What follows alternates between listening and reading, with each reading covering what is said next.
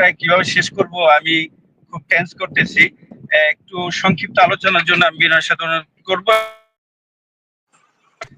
শেষের দিকে একেবারেই দুটি কথা বলে মুহতারাম ডক্টর বশির আহমেদ মাক্কি হাফিজুল্লাহ, যিনি উমুল কুরা ইউনিভার্সিটির সম্মানিত উস্তাদ, আমি তার দৃষ্টি আকর্ষণ করব। সুতরাং আমি একটু ছোট্ট করে, আমরা মাগরিবের নামাজে দ্বারা সময়কাল মাগরিবের নামাজের সময় হয়ে গেছে, আমি সরাসরি আলোচনা পেশ করার জন্য মুফতি ইমাম রাজউল করিম বুরহানি হাফিজাহুল্লাহ, বিশিষ্ট আলেমে দ্বীন, আমি তার দৃষ্টি আকর্ষণ করছি। আসসালামু আলাইকুম ওয়া রাহমাতুল্লাহি ওয়া বারাকাতুহু। আলহামদুলিল্লাহি রাব্বিল আলামিন ওয়াসসালাতু ওয়াসসালামু আলা আকরামিল আমবিয়াই ওয়াল মুরসালিন সাইয়্যিদিনা মুহাম্মাদিন ওয়া আলা আলিহি ওয়া আসহাবিহি আজমাইন। কাছের এবং দূরের, দেশের এবং দেশের বাইরের যারা এই মুহূর্তে ইসলামিক ক্যাম্পাস টিভি দেখছেন, ডিএফ টিভি দেখছেন, সকলকে আন্তরিক মোবারকবাদ, শুভেচ্ছা জানাচ্ছি। দর্শক শ্রোতা, আমার পূর্বের বক্তা হামিদি ভাই কথা বলেছেন, ওস্তাদ ডক্টর বশির আহমদ হাফেজাহুল্লাহ কথা বলেছেন। আমাদের নতুন করে আর কোনো কথা বলবো এমন কোনো কথা নেই মনে হয়। আর শেষ দিকে সময় প্রায় শেষ। তো আমার মনে হয় আমাদের যারা আলোচক রয়েছেন, আলোচক যদি প্রতিদিনই তো এক্সকিউজ থাকে না, যেদিন এক্সকিউজ থাকে যাওয়ার সময় বলে যাওয়া যে আমার ব্যস্ততা আছে।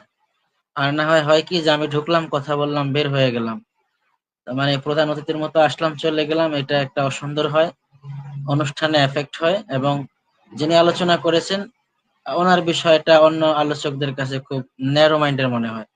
আমি একটি বিচ্ছিন্ন কথা বলেছি, উপস্থাপক এবং ডিএফটিভি কর্তৃপক্ষ বিষয়টি আমার মনে হয় খেয়াল করবেন। জাযাকাল্লাহু খাইরান ফিদ দারাইন। ভোটের বিষয়ে কথা হচ্ছিল। ভোট একটি আমানত, একটি সাক্ষ্য এবং একটি প্রতিনিধিত্ব, সবকিছু মিলে আহ, এই ভোটের বিষয়ে আমরা আলোচনা, ওয়াজ, নসিহা, বিভিন্ন সময় বিভিন্ন কথা বলেছি, এবং ইসলামী দলগুলো একীভূত হবে, একত্র হবে এই বিষয়ে বছর যেভাবে আমরা ঐক্যবদ্ধতা দেখেছি, সে বিষয়টি নিয়ে আমরা কিছু সংশয় প্রকাশ করছি। সংশয়গুলো হলো এমন যে শয়তান তো ওলামায়ে কেরামদের পিছনে বেশি খেদমত করে, সাধারণ মানুষদের পিছনে যা খেদমত করে শয়তান ওলামায়ে কেরামকে বেশি খেদমত করে। একবার ইমাম আবু হানিফা রাহিমাহুল্লাহ ছোট একটা বাচ্চাকে বৃষ্টি ভেজা পথে এলোমেলো করে হাঁটতে দেখছিলেন। তখন তিনি ডেকে বললেন যে তুমি পরে গেলে ব্যথা পাবে এবং হতে পারে তোমার যে ফ্র্যাকচার হবে, হাড় ভেঙে যাবে। তো এই বাচ্চাটি ইমাম আবু হানিফা রাহিমাহুল্লাহকে বলছিলেন যে আমি পরে গেলে আমি ব্যথা পাবো, আমার ফ্যামিলি অথবা আমার বাবা মা কান্না করবে, কিন্তু আপনি পরে গেলে গোটা আহ উম্মাহ পরে যাবে। আসলে আমরা ওলামায়ে কেরাম আমাদের ওয়েট বুঝি না, যার কারণে মাঝে মধ্যে এমন কথা বলে ফেলি, কথা হয়তো চলে গেছে চরমনাই পীর সাহেবের বিরুদ্ধে, চলে গেছে জামাতের বিরুদ্ধে, চলে গেছে খেলাফতের বিরুদ্ধে অথবা হেফাজতের বিরুদ্ধে, একজন আরেকজনকে বলছি আর কি। আমরা যদি ইফতেরাক না করি, আমরা যদি ঐক্যবদ্ধ হওয়ার চিন্তায় থাকি, তাহলে এখন মাসালাগত বিষয়গুলো কেন, এখন আমাদের এসে মানে বিভিন্ন কথাবার্তা গুলো বলার মানে ফতুয়া দেওয়ার বিষয়গুলো কেন আসে? বরং আমরা যদি এই সময় ফতুয়াবাজি করি, তাহলে দেখা যাবে যে তৃতীয় যে পক্ষ আমাদের রয়েছে, যারা মাঠে ময়দানে ভোটের আগে রাতে টাকা দিয়ে ভোট কেনার অভ্যাস আছে, যারা বিগত দিনে রাতে বাক্স ভরেছেন এই চিন্তায় আছে, যারা থানা এবং প্রশাসনকে ম্যানেজ করে ভোটের সময় ভোট নিজের কাস্টে এনেছেন এমন চিন্তায় আছেন, তারা কিন্তু সোচ্চার হবেন এবং বলবেন যে ৩ ভাইয়ের মধ্যে, ৪ ভাইয়ের মধ্যে, 5 ভাইয়ের মধ্যে ঝগড়া লাগিয়ে দিছে, এখন আমরা যে কোনো সময় গিয়ে ফল তুলে আনবো। বিষয়টা এমনই হবে। এই যে আমি আজকে যে টুপি মাথায় দিয়েছি, হয়তো এটা পাঁচ কল্যের টুপি না, আবার হয়তো এটা আমাদের যারা আট্রসির ভাইয়েরা তারা পছন্দ করবেন না। আমার উপস্থাপক মহোদয় একটা ওড়না পরেছেন, অর্থাৎ এটাকে কি বলে, রুমাল, এবং আমাদের উস্তাদ ডক্টর বশির আহমদ হাফেজাহুল্লাহ পড়েছেন, সাথে একটা উপরে জুব্বা পড়েছেন। এখন এইটা যদি আমি না পড়ি আর এটার জন্য যদি ফতুয়া আসে যে না উনি ভালো আলেম না, উনি বুঝেন না, আবার যদি একটা পাগড়ি আমি পড়তাম আর যদি বলতাম যে উনি পাগড়িটা পরে নাই, এটা অসুন্দর হয়েছে। দেখুন, যে বিষয়গুলো দ্বারা ইসলাম ফরজ বর্তায়, যেমন আকিমুস সালাহ ওয়া আতুজ যাকাত, তোমরা সালাত আদায় করো, যাকাত আদায় করো। সালাত আদায়ের জন্য ইমাম, মুয়াজ্জিন, খাদেম, মসজিদ কমিটি এমন নির্দিষ্ট ভূখণ্ড ওয়াকফ করা এবং সেখানে এসির পর্যন্ত ব্যবস্থা আছে, জনগণ থেকে চাঁদা তুলে হলেও নামাজ আদায় করতে হবে।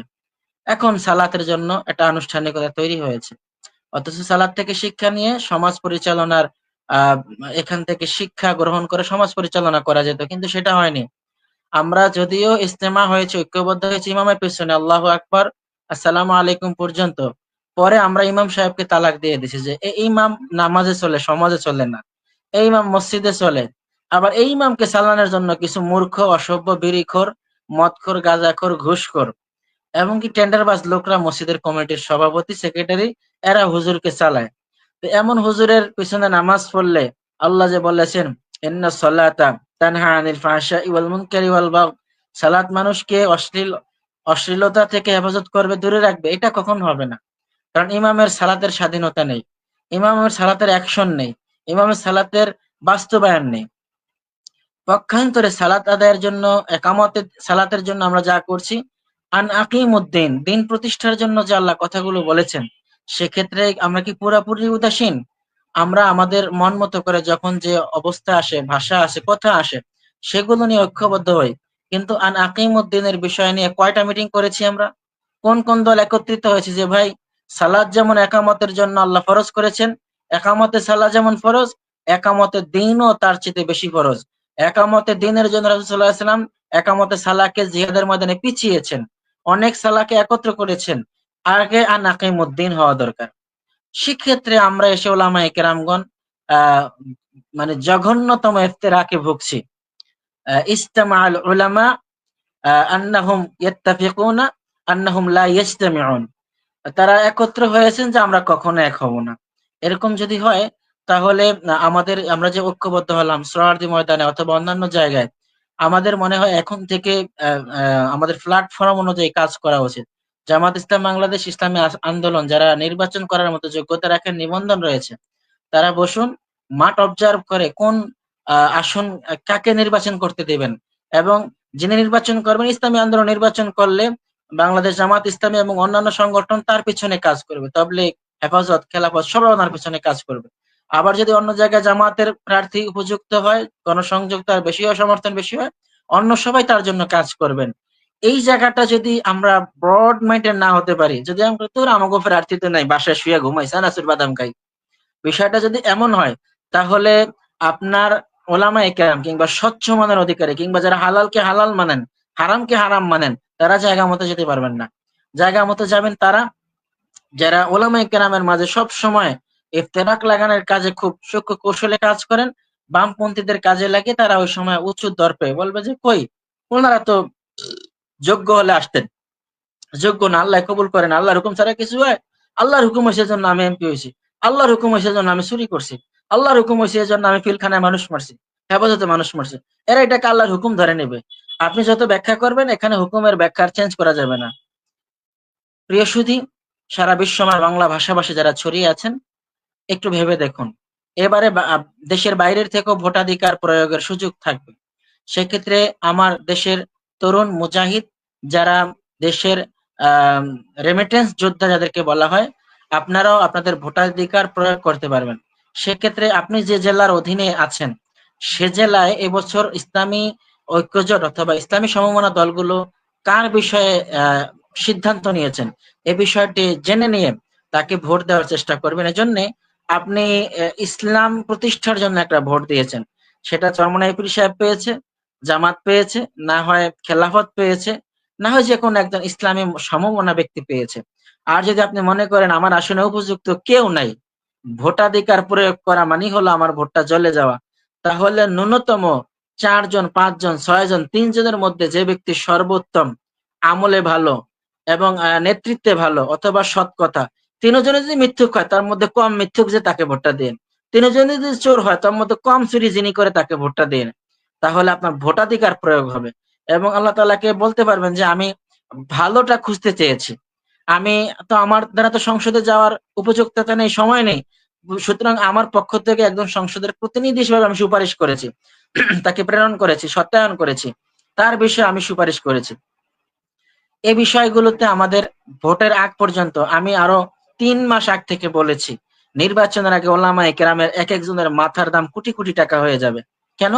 আমার নিবন্ধন আছে, আমার দলে আমার ওয়াইফ, আমার ছেলে মেয়ে সহকারে লোক 19 জন লোক।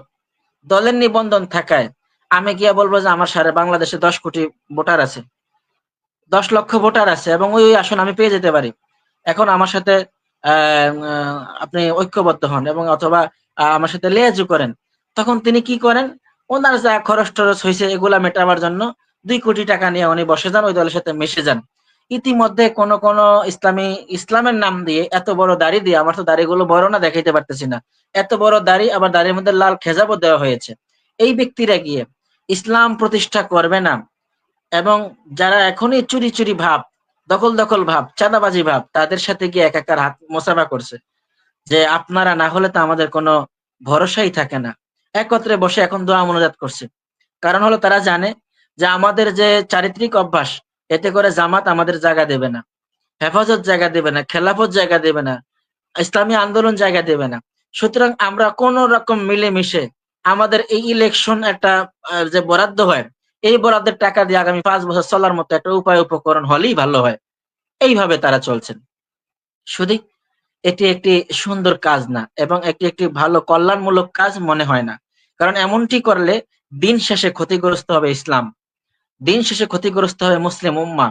আপনি যদি দর্শনকে সমর্থন করেন, আজকে আপনার খালাতো ভাইয়ের মেয়ে, পরশুদিন আপনার প্রতিবেশীর মেয়ে, পরের দিন কিন্তু আপনার মেয়েই টার্গেট হবে, দর্শনের শিকার হবে। কারণ আপনি জায়গা মতো সোচ্চার হন না, কথা বলেননি।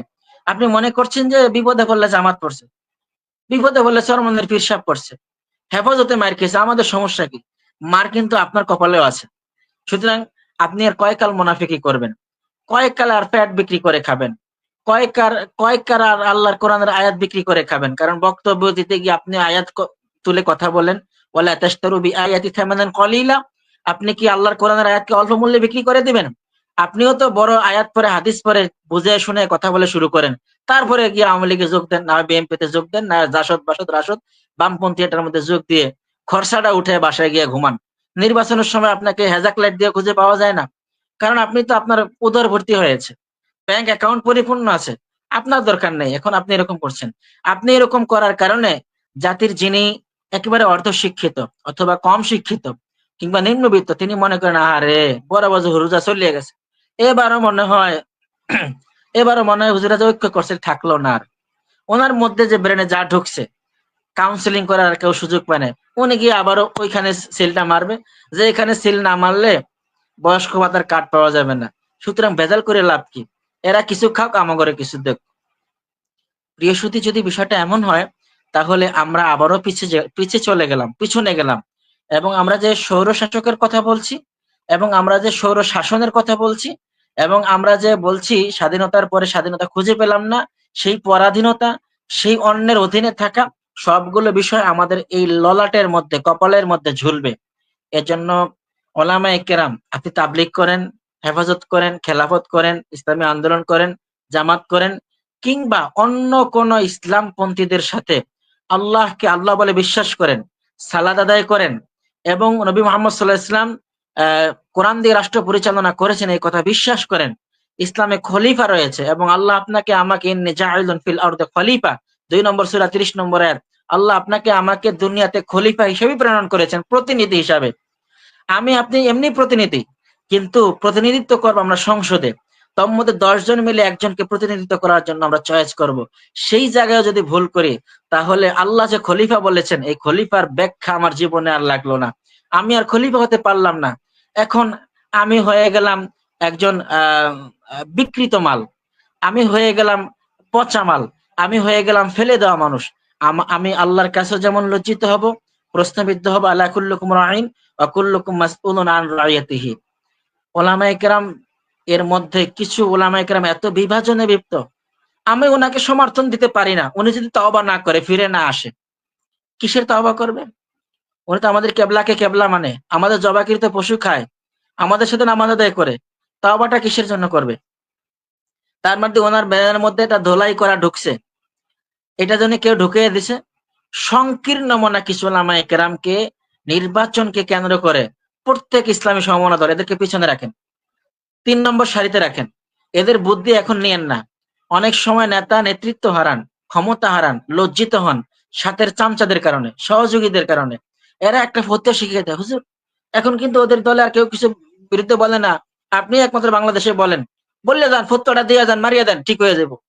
এই যে এরকম করে শয়তানে ফুসলায়, এই শয়তানের ফুসলানোর কারণে হয় কি, আপনার একটা ফতোয়া, আপনি তো সেন্ট্রালি বসে ফতোয়া দিয়েছেন, আপনার একটা ফতোয়ার কারণে আপনার যারা এই আকীদা লালন করে কিংবা ওলামায়ে কেরাম হক্কানি ভাবে চলার চেষ্টা করে, তারা মনে করে যে না, অমুক শায়েখ তো ফতোয়া দিছে, এবারও আমি ওখানে আর ভোট দেবো না, মনটাই নষ্ট হয়ে গেছে। বোর্ডের একদিন পর্যন্ত সব ঠিক ছিল, বোর্ডের রাত একটা ভিডিও দেখিয়া আমার মনটা নষ্ট হয়ে গেছে। এই যে এই যে আপনার একটা কথায় উম্মার ইত্তেহাদ ইত্তেহাদ নষ্ট হয়েছে, ইফতেরাক তৈরি হয়েছে, এজন্য আপনি দেই। ইফতেরাককে ইসলাম ফাসাদ বলেছে, ইফতেরাককে ইসলাম, বিচ্ছিন্নতাকে ইসলাম ফাসাদ বলেছে। দেখুন কোরআনুল কারীম এর মধ্যে আল্লাহ সুবহানাহু ওয়া তাআলা স্পষ্ট বলেছেন, ইন্নামা জাযাউল লাযিনা ইউহারিবুনাল্লাহা ওয়া রাসূলাহু ওয়া ইয়াসআউনা ফিল আরদি ফাসাদা। ফাসাদার 21টি ব্যাখ্যা আছে। যারা জমিনে বিভ্রাট তৈরি করে, এই বিভ্রাট তারাও তৈরি করে, যারা মুসলিম উম্মার ঐক্যের মধ্যে ফাটল লাগায় তারাও বিভ্রাট তৈরি করে। ইসলামের শাসন ব্যবস্থা থাকলে এরকম ইফতিরাক যারা তৈরি করে, এরকম বিচ্ছিন্ন কাট করে যারা কথা ভিডিও ছেড়ে ছেড়ে জনগণকে বিচ্ছিন্নতা ঘটায়, এদেরকে ইসলাম ক্ষমতায় থাকলে এদেরকে ধরে ফাঁসি দিত। কারণ কোরআনুল কারীমের আয়াত তো বাস্তবায়ন হচ্ছে, ইন্নামা জাযাউল লাযিনা ইউহারিবুনাল্লাহা ওয়া রাসূলাহু ওয়া ইয়াসআউনা ফিল আরদি ফাসাদা।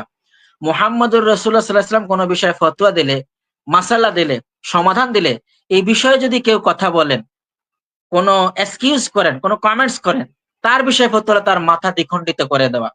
একবার ওমর ফারুকের কাছে এমন এক লোক গিয়েছেন, উনি এই কাজটা করে দিয়েছেন। আয়াত নাজিল হয়েছে, ইদা কদাল্লাহা ওয়া রাসূলুহু আমরান আন ইয়াকুনা লাহুমুল খায়রাতু মিন আমরিহিম। প্রিয় সুধী, নির্বাচন কেন্দ্রিক অনেক কথা আসবে। নির্বাচন কোরআন হাদিসে আছে কিনা? অবশ্যই কোরআন হাদিসে নির্বাচনের কথা আছে। আপনি আমি যাকে সুপারিশ করেছি, যাকে ভোট দিয়েছি, তিনি যত অন্যায় কাজ করবেন, সব অন্যায় কাজের বোঝা আমার আসবে।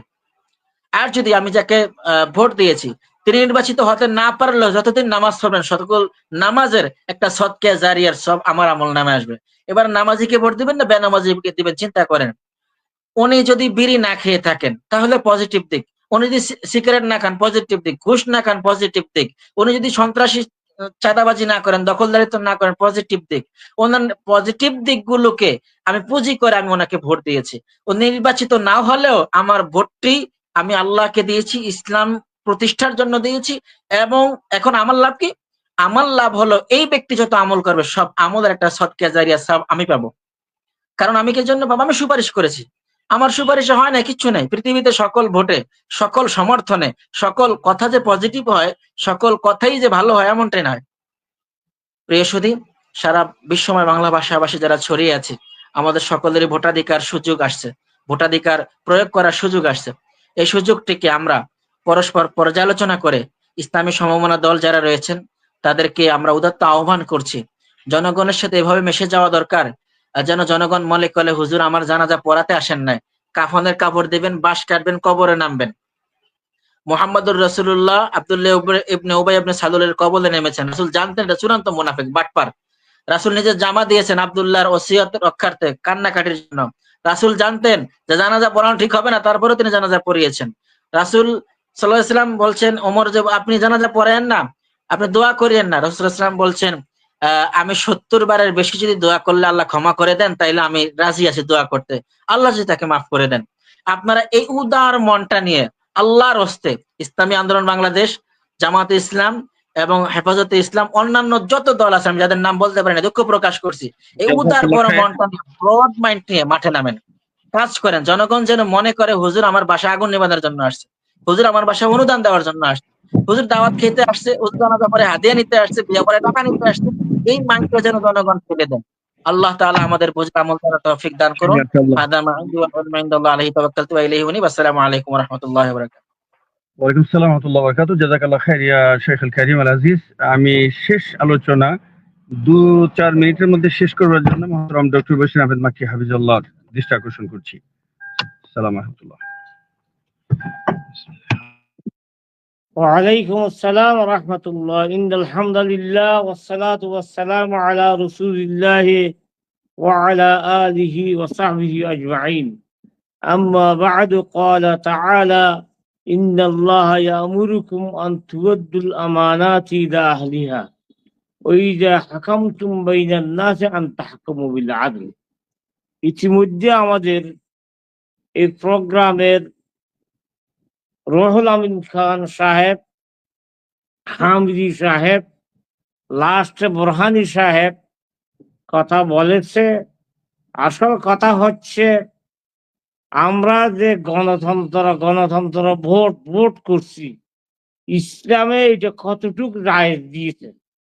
যদি এই ইখতিলাফে যাই তাহলে সবাই 0 পয়েন্ট আছে। 0 পয়েন্টের মধ্যে রয়েছি কেন? সাহাবা কেরামের আদলে যদি আপনি ইসলামী রাষ্ট্র চান, সাহাবারা কেহ ভোট দেয় নাই। না আবু বকর এই প্রথা দিছে, না ওসমান, না আলী এই ভোটের ব্যবস্থা করেছে। ও উমর সুরা বাইনাহুম, সুরা ভিত্তিক যা হয়। এখন আপনি এই সুরা এবং এই গণতন্ত্র এইগুলি এই পরিমাণ বাংলাদেশে চলেন না। সুতরাং সত্যিকার গণতন্ত্র এই দেশে অচল। তো সেখানে আবু মুসা আশআরী রাদিয়াল্লাহু তাআলা আনহুকে আল্লাহ রাসূল যে সময় ইয়েমেনের গভর্নর করে পাঠাইছে, সেখানে আবু মুসা আশআরীকে একটা ধারণা দিয়েছে, যদি কোনো মাসআলা, কোনো হুকুম আহকাম কোরআনে পাও, কোরআনকে সামনে আনো, যদি না পাও হাদিসকে আনো, যদি কোনো কিছু না পাও ইজতিহাদ বেরাই, তুমি নিজে নিজে এটা প্রচেষ্টা করো, নিজের মতামত ব্যক্ত করো। সুতরাং আমরা বাংলাদেশে আসছি কি ইজতিহাদ বেরাই, নিজেরাই একটা থিওরি বের করে একটা প্রচেষ্টা চালাচ্ছি। সুতরাং এইটাকে শেষ প্রচেষ্টা বলা যাবে না। এই প্রচেষ্টা যদি রাখা হয় গণতন্ত্রে, সেখানে আমরা বারবার বলছি ডক্টর কামাল হোসেনের ভোট এবং আবুলদের ভোট এক হয়ে যাইতেছে। অথচ কোথায় ডক্টর কামাল হোসেন সংবিধান প্রণেতা আর আবুল্লে কোথায় রিক্সা চালক। তো এই গণতন্ত্র আব্রাহাম লিঙ্কনের সেই দেশে এক গণতন্ত্র, আমার দেশে আর এক গণতন্ত্র। সেই দেশে তো হিলারি ক্লিনটন সহ যত মহিলা আছে একটা নির্বাচিত হয়ে যায় নাই। আর আমার দেশে নারীদের যাত্রা খলে এই দেশ 48 সাল থেকে নিয়ে আজকে 2025 সাল পর্যন্ত রয়েছে। সুতরাং আমরা বলতে চাই, যখন আজ আমরা একমত হয়েছে, এজমা হয়েছে, এটাকে এজমাই সুকুতি বলে। এই যে ভোটের ব্যাপারে এজমা হয়েছে, তো ভোটের ব্যাপারে কথা আসছে ইন্নাল্লাহা ইয়া'মুরুকুম আন তু'আদ্দুল আমানাতি ইলা আহলিহা। যার যার হক তাকে তাকে ফিরিয়ে দিচ্ছে। ইসলামী দলগুলোর হক আছে তারা ইলেকশনে যাওয়া, জনগণ থেকে ভোট চাওয়া, কিন্তু জনগণের উপর ফরজ হচ্ছে ইসলামী দলগুলোকে ভোট দেওয়া। এখানে নামাজের চেয়ে বেশি ফরজ। আর আকিমুদ্দিন, আকিমুসসালাত যেখানে বলেছে, সেখানে আকিমুদ্দিন, দিনকে প্রতিষ্ঠিত করা। এই গণতন্ত্রের মাধ্যমে দিন প্রতিষ্ঠিত হচ্ছে।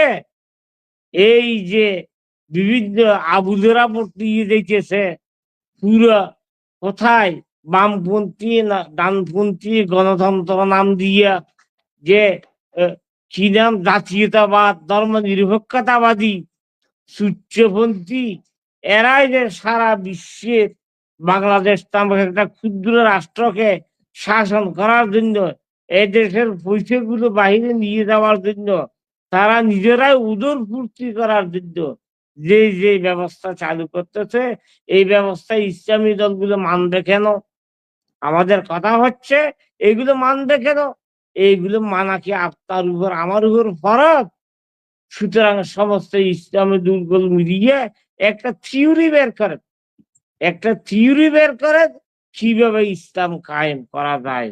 হয়তো গণতন্ত্র, হয়তো সুরা, হয়তো যে ইসলামে যা কিছু বলেছে যে শারা'a লাকুম মিনাদ দীনে মা ওয়াসসা বিহি নূহু والذين أوحينا إليك وما وصينا به إبراهيم وموسى وعيسى أن أقيموا الدين ولا تتفرقوا فيه এই আকিমুদ্দিনে আসিয়া আপনি যেখানে এই যে একটা সুন্দর প্রথা আছে যে ব্রিটিশ সরকার 16 বছর কোনো ইলেকশন দেয় নাই, কোনো এই করে নাই সেই করে নাই, এরা কি করছে ইলেকশন না দিয়ে নিজের উদর পূর্তি করার জন্য। আপনি এই ব্যবস্থা কায়েম করবেন ইসলাম কায়েম হওয়ার জন্য।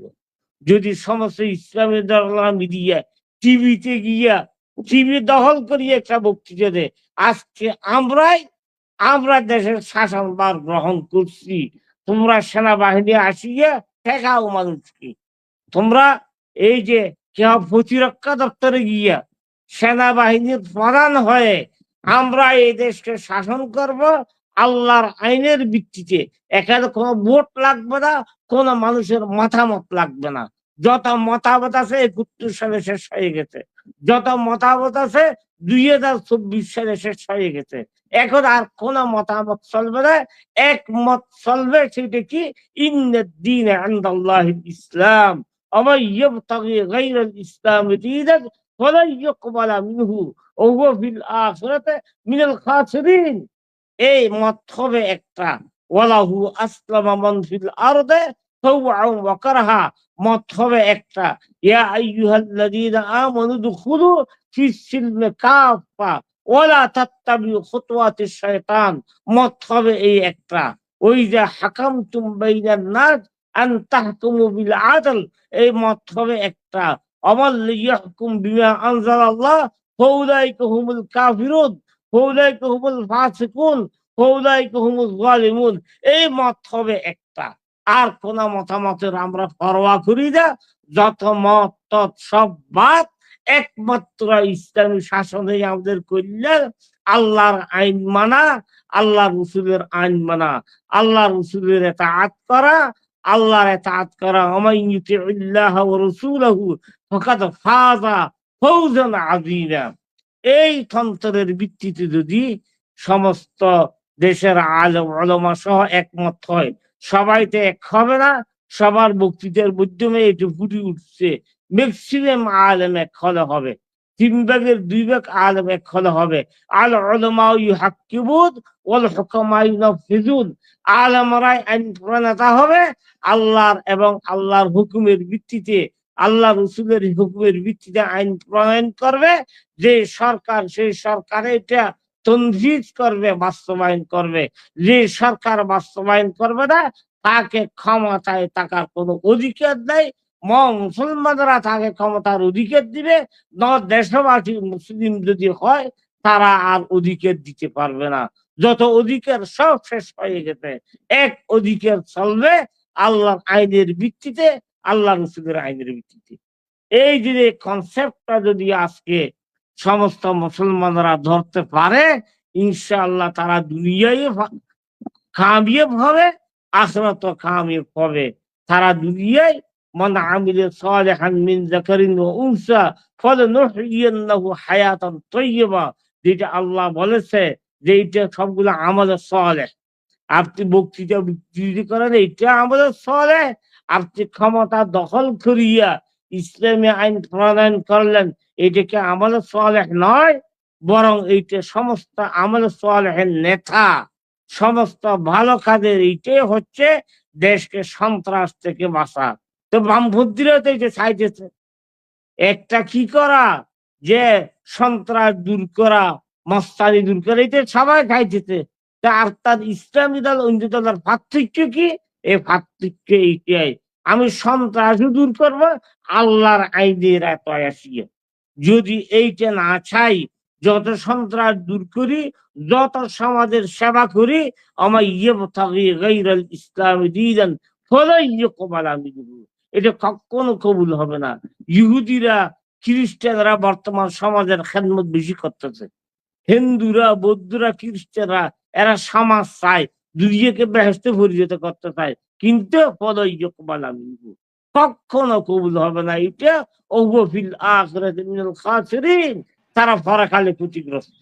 সুতরাং আমরা মুসলমানরা পরকালকে আমরা বরবাদ করতে পারি না, পরকালে ক্ষতিগ্রস্ত হতে পারি না। আমরা ইসলামী আইন চাই যেই লেভেলে আসিয়া, যেই থিওরিতে আসিয়া, যেই ডিসিপ্লিনে আসিয়া, যেই আইন কানুনে আসিয়া ইসলামী আইন প্রতিষ্ঠিত হয়, সেইটাই আমরা গ্রহণ করব।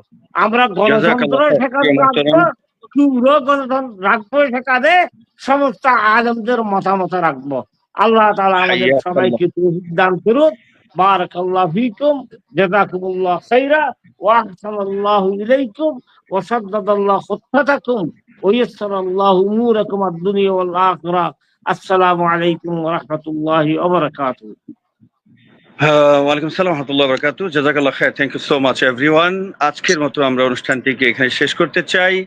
আগামী সপ্তাহের আজকের এই দিনে আমরা আবার কথা বলবো ইনশাআল্লাহ গুরুত্বপূর্ণ কোনো বিষয় নিয়ে। সে পর্যন্ত আল্লাহ সুবহানাহু ওয়া তাআলা আমাদের সকলকে সুস্থ রাখুন এবং ঈমানের উপর অটল এবং অবিচল রাখুন। হাইয়াকুমুল্লাহ ওয়াল্লাহি ওয়া আলাইকুম। আসসালামু আলাইকুম ওয়া রাহমাতুল্লাহি ওয়া বারাকাতুহু।